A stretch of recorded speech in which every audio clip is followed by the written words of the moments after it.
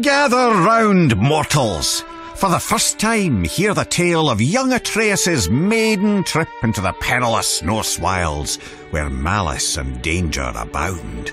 Attempting to help a vulnerable creature, the boy wandered out beyond his protected woods alone. But I can't tell the whole story here, can I? You'll have to step inside.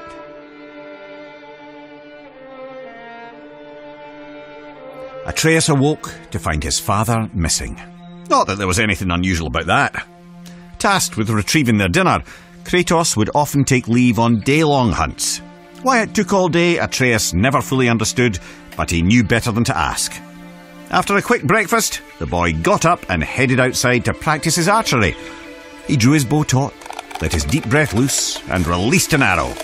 It sailed far beyond his target, becoming just another stick in the woods. The boy sighed.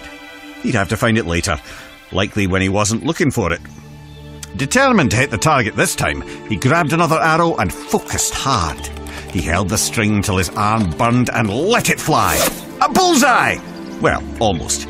Maybe if you looked at it from a certain angle. You know. His mother called, and though he wasn't quite done yet, Atreus put his arrows down and went inside. Every day she would teach him, mostly language and archery.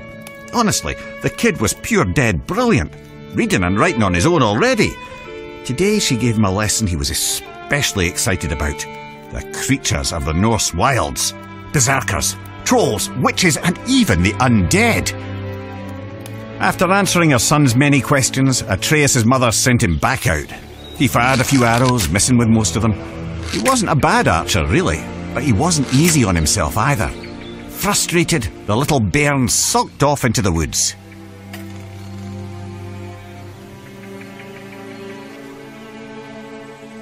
Don't sulk yourselves. Follow the boy to the next area.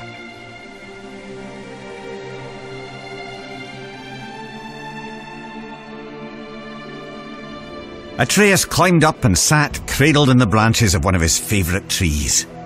On days like this, he liked to close his eyes, listen to the forest, and let his mind wander. This kind of solitude never felt lonely to him, perhaps because he could hear things others could not. Ever since he could remember, the thoughts of others, animals mostly, could intrude upon his own. He couldn't much control it, and he didn't tell his mother or father of it, but it only added to the boy's absolute captivation with what adventure might lie past his all-too-familiar woods. As Atreus craned his head in an attempt to hear even farther, a desperate cry for help crept in at the edges of his mind. Not a whisper in his ears, but rather a shout inside his skull. Atreus shot up, and as he did, heard a second voice, a call to adventure, taunting him with the promise of a hero's journey. He jumped down from the tree and ran toward the voices. They grew louder and louder, overwhelming him to the point that he halted abruptly, stumbling as his inertia nearly overtook him. He hesitated there, knowing it would displease both his parents to venture further. In response, the voices only grew more urgent, demanding his attention. The lad could barely concentrate with this cacophony filling his head. He decided to follow the cry for help. Even as he did, the other voice derided the boy, calling him a coward. But if Atreus were to disobey his parents, it would have to come with good reason. Surely, he thought, they couldn't be too upset at him for responding to a distress call. Nearly convincing himself this might be true, Atreus took a deep breath and stepped out of the protected woods he'd known all his life into the foreboding Norse wilds.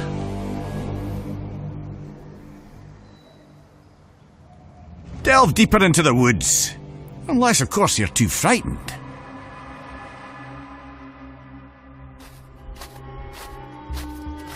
Making his way through Midgard's unfamiliar terrain, the pained cry of a wounded doe rang out, carried on the frigid breeze.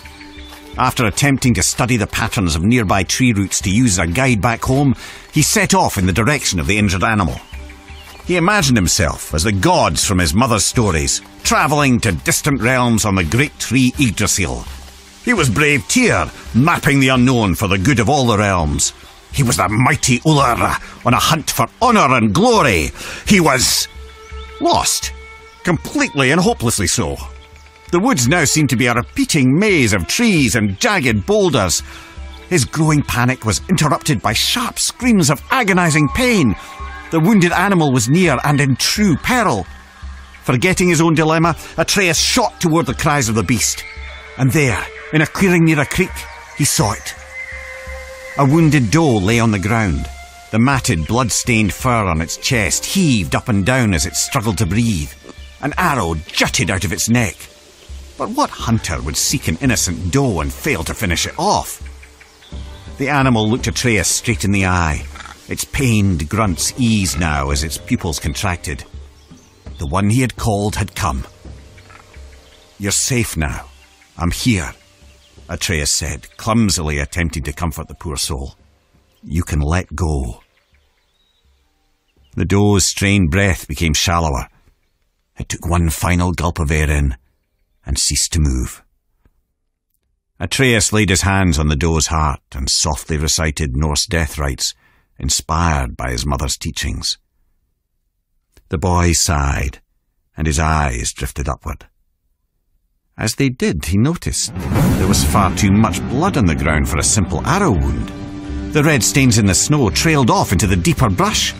Atreus jumped to his feet to follow it.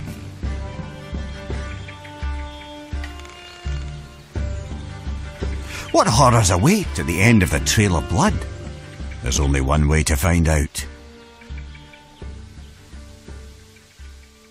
The boy didn't have to go far to understand. The trail of blood didn't belong to the doe, but to the hunter, who now lay in pieces at Atreus' feet. The boy's stomach rolled as he took in the scene. He held his breath, attempting to let the nausea pass. And that's when he heard something else. Something hidden by the dark forest, mere steps away and still breathing. He turned to see two creatures from his mother's stories. Heaving, vile, undead monsters of pure rage. Draugr. Atreus' eyes grew wide as they met the empty sockets where the Draugr's eyes were supposed to be. The larger one roared, then it charged. The boy went for his quiver. He found an arrow, but lost his footing. Crashing to the ground, the Draugr rushed ever closer.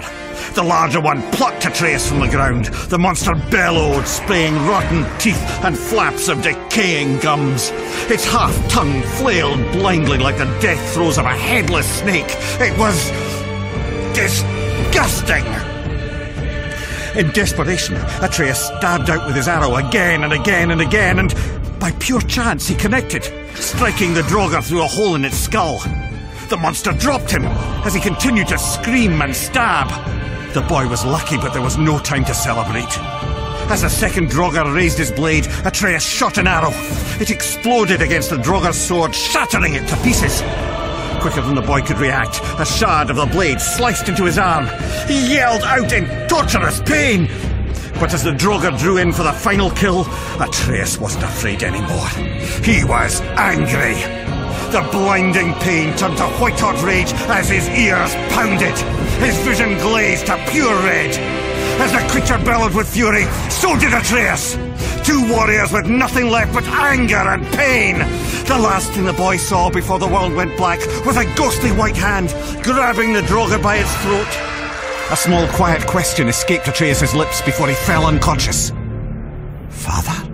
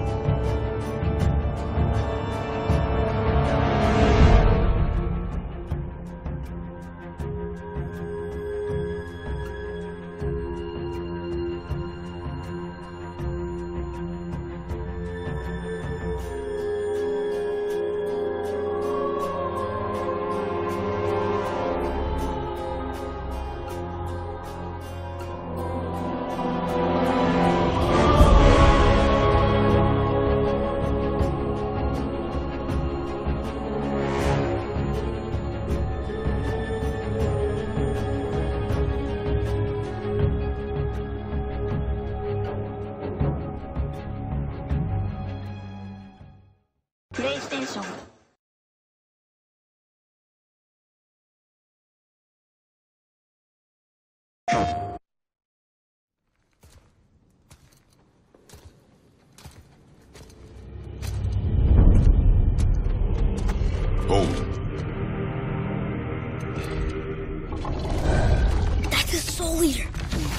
follows us.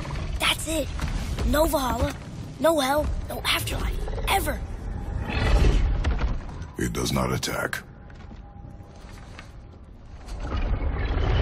Ah. Mom made them sound more dangerous than that. Then do not drop your guard. Come.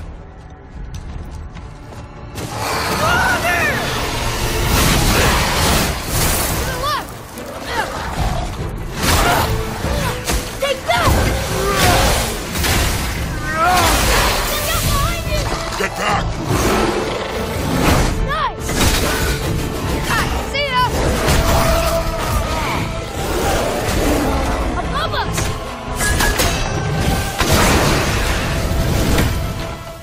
Wow! Amazing! Follow me. Yes, sir!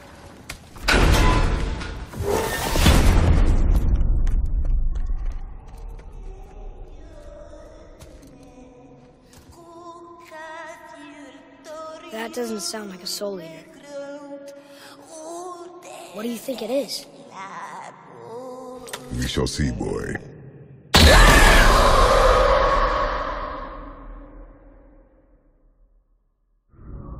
PlayStation